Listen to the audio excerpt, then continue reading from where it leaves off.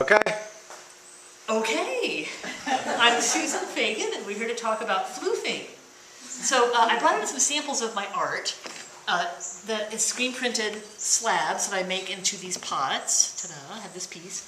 And then behind Michael is a more recent thing. If you wouldn't mind. Grab that, Michael. So this was fired in the electric kiln. This is my latest Cone 6 soda thing that I fired with Robbie back in April or May, I can't remember. Anyway, so there you go. So, there it is. So I've got my clay. This is my clay slab.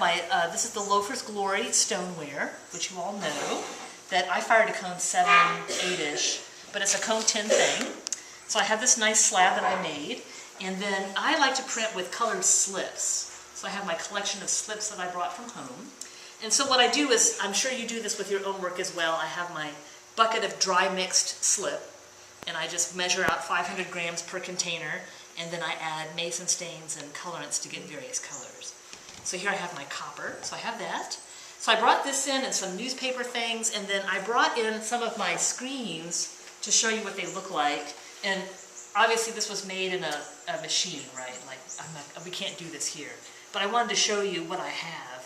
And then I also brought in the stencils themselves that are over here. If anyone's curious to see what my stencils look like, I cut them by hand. These little, they're made with ruby lift, which is a light-sensitive film that I can expose to make patterns and things that I print on the clay. That's very complicated, but we're just going to have the fun stuff right now, right? So there's that. So, so tonight we're just going to screen print on anything made out of clay. If it's made out of clay, we're putting something on it. So how I like to get started is, has some clay. This is my copper slip, copper and vanadium yellow.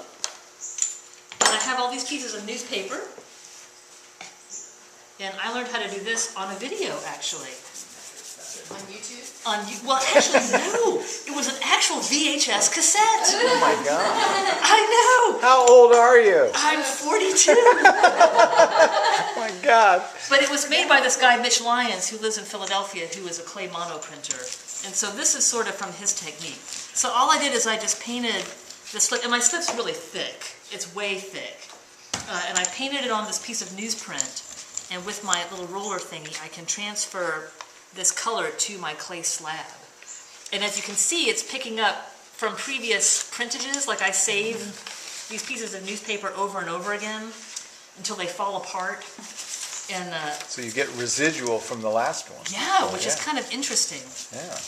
So this is how I get started. So at home, I'll make like 3 slabs at a time, all about this size. And I'll just start putting color down using these pieces of newspaper. So I did this same demo for Lana Wilson's class a long time ago, and they were like, gosh, Susan, you can't buy a new pad of newspaper? It's so inexpensive. And I had to explain, no, I like the old newsprint. So anyway, I'm just going to put a few colors down like this. And so I just kind of layer it up. So this is the kind of greenish, it's this green colored slip. That'll look nice in the electric kiln. So I have that color. And so I just kind of keep rolling. Now in the Mitch Lyons video, he has a little thing on his belt. A holster. Yeah, and he can bring on this little thing. I don't know. His roller's on is like a holster. It is. It's actual pizza roller. And I hope Mitch Lyons does not watch this video because he'll be very upset. We're going to send it to him. That I've just lost his pizza roller. So there's one color, and then I like to use these cheapo brushes. They're just very inexpensive. This is Golden Ambrosia and Rutile. So why do you paint on the paper and then transfer it instead of just painting on this clay slab? I can do that, certainly. But I like doing it like this because it looks more brushstrokey, and I just kind of like the quality of it. And I can gather information from previous... Plus you're pulling it off the bottom, you're turning it over, pulling it off the bottom. The bottom becomes the top, right?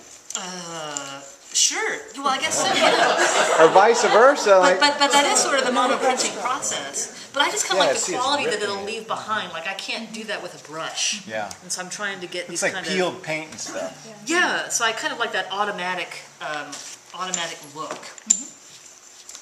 And there you go. So that was the golden ambrosia. Anyways, just a few colors. This is how I get started at home.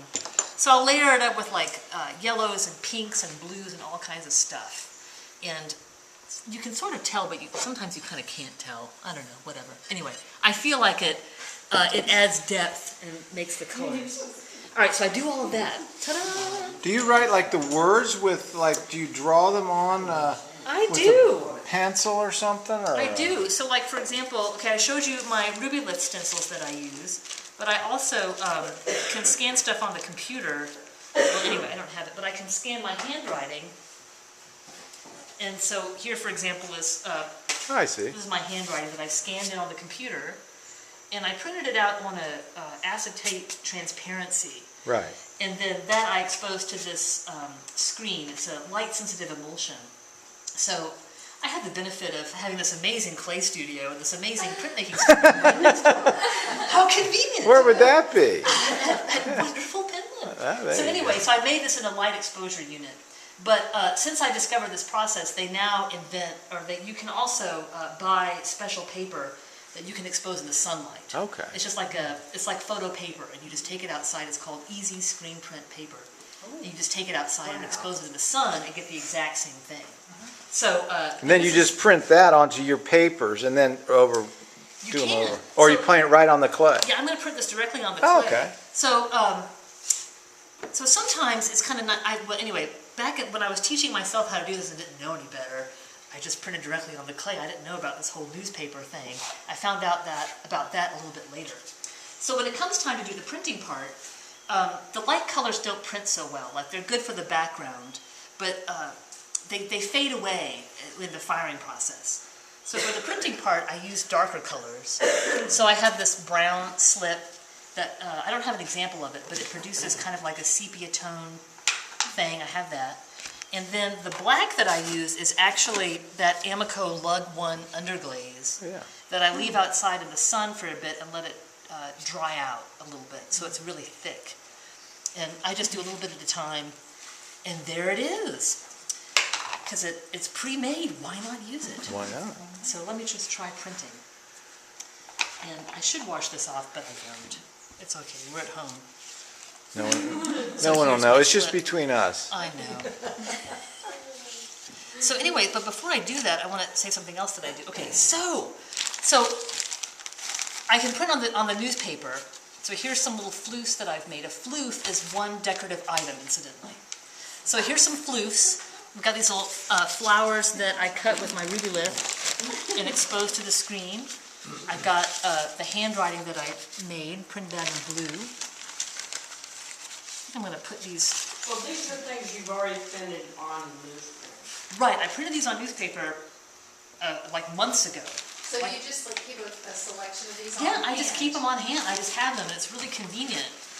And so I can use these as little decorative elements for my composition that I want to make. So basically on this slab, I just make like a little mono-printy thing.